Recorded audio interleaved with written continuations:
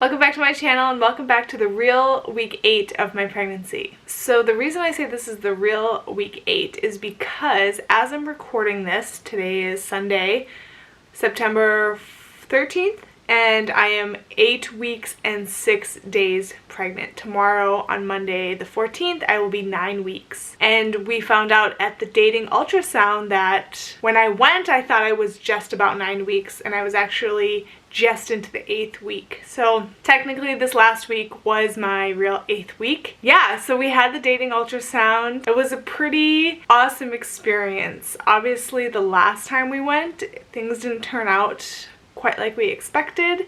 So I walked into that experience with some nervousness and some worry and a little concern. I was obviously optimistic and I felt I've been so sick that the pregnancy is still carrying on, but I definitely had some nervousness. And as I lay down on the table and she put the gel on my stomach and started moving the thing around to try to find what was in my uterus, what felt like an hour was like probably a minute or two of her scanning the uterus, taking measurements. I kept seeing these like black cavities with nothing that looked like to me a little baby inside. So as she was doing this and not saying anything, my heart started racing and I started going into this panic like it's gonna happen again. She's gonna tell us the same thing again. There's no baby, there's no heartbeat. I really had to like start breathing and slowing myself down because my heart just started really racing. Then finally she measured this thing in the uterus and I said, "Is that it?" Because it looked like a little embryo, and she said, "Yeah, that's it." Then she scanned a little further and we saw the flicker of the heartbeat and she said, "That's the heartbeat," and I started to cry. I could cry now talking about it because I was waiting for that moment. I was waiting to hear that there is a heartbeat. It's alive. It's progressing.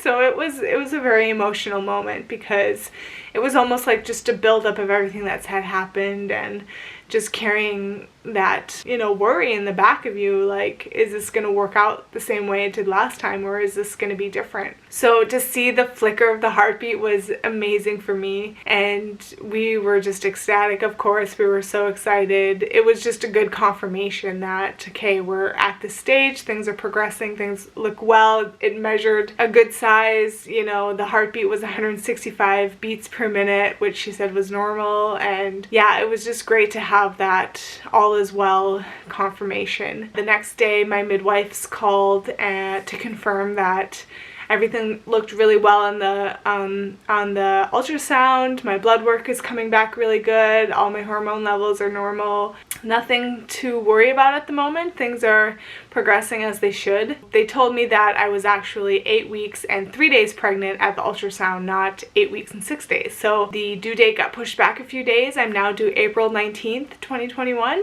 Yeah, we're really excited. It's nice to have that done. Nice to get that confirmation.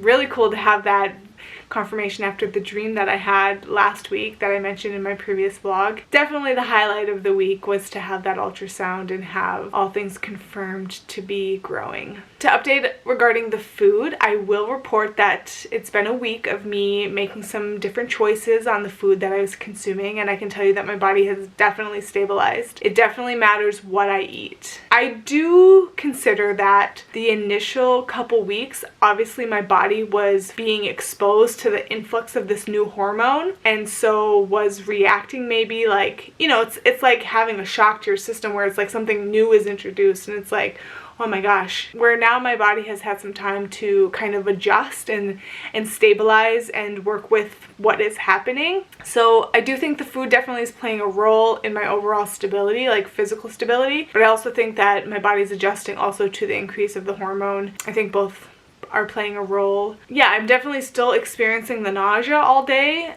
but it's much more manageable. It's much more mild. It definitely, spikes though if I eat in certain foods that maybe aren't the best, and also it spikes if I eat too much. So it's supporting me also to, make sure I'm not overeating. One thing I did want to mention, that just to clarify from last week, I mentioned in my vlog that I was cutting back on carbs. I just wanted to clarify, I'm eating complex carbs. So oatmeal I have every morning. I'm eating like dates and fruits and brown rice and potatoes. I'm eating complex carbs. The carbs that I'm cutting back on are the more refined carbohydrates, like white bread and pastas and white rice, things that have more of just the glucose without the fiber. So I'm definitely eating carbs still, just the more complex ones. I did have a dream this week that the baby was a girl. So the dream was that we already had the baby and we were going to practice EC, which is elimination communication, which is something I am looking into as a potential route for us to take as a family. And if you don't know what elimination communication is, I'm just learning about it myself, but essentially it is potty training from the beginning and not waiting until they're 2 or 3. I'll share more of that if I get into it and if that's something I want. But in my dream, we were practicing elimination communication, and it was just, the baby was brand new, just born, and we were like, oh, okay, gotta go to the toilet, take the baby to the toilet so it can use the bathroom. And I was like, oh, that means I have to find out the sex. So I was like, okay, and so I look, and it was a girl. And so I was like, okay, it's a girl. And so that was kind of funny. It was fun to wake up to that. Who knows? I'm open. I say that now, though, because it's interesting. I had a dream about having a girl, though, because this week also revealed, so when we got back from the ultrasound, we got a picture of the uterus, or of the fetus. So we got a little picture of the little baby. I put it on the fridge and Andrew and I were talking about it, and I said he. I called it a he. And I thought that was interesting because I hadn't done that yet. Generally, we talk about girls' names, and for both of us, it seems like the girl is kind of like the point that wants to come through, or we want to come through. But I called the baby a he, and I was like, oh, that's interesting. And then what I noticed within myself, I actually reacted to it being a boy, which I already knew I had a resistance to the idea of having a boy. If I had a preference, if I had a choice, it would be a girl. But I mean, it's a 50-50 shot here. Who knows? I could have a boy or a girl. So I did some writing just to investigate it, and it revealed just this point of very surface level investigation here. But basically, the resistance to having a boy is because my relationships with males, with boys, with men has been so limited to strictly in the context of sex and relationship. Like, that is how I've looked at men, that's how I've assessed men, like that's how I see men. It's always in that context. Since I was a young girl, I never really had male friends. I just never really had male friends. I always just saw them in the context of relationships. So even if I wasn't attracted to a man, I considered that they probably were attracted to me. Or if I was attracted to a man, which oftentimes I was, it was just like, that's just how my existence was in relation to males. I always only considered males from that perspective. I never considered them to just be platonic. I never had that equal relationship with males that I had with women. So it just really exposed how limited my relationship with males are, how limited I've defined males to be, how it really just exposed the dysfunction, I want to say, within myself in relation to males.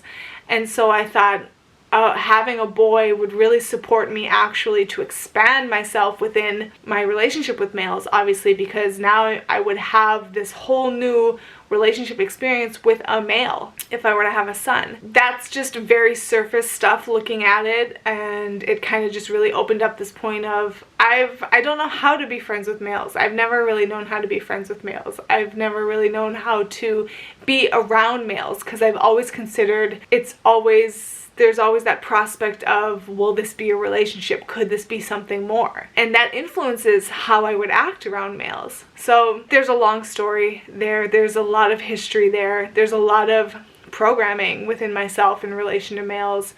And yeah, the story definitely doesn't end here, and it's something I'll continue to develop and open up. But just already identifying that aspect within myself, I can see has lessened the resistance to the idea of having a boy. I think it was pretty much the next day I had the dream that it was a girl. So we'll see. I'll keep walking and I'll keep sharing. I would be curious to hear moms out there what their experience was, if they had that any ideas about having boys or girls, or if they had any reactions to having the boys or girls once they had their kids.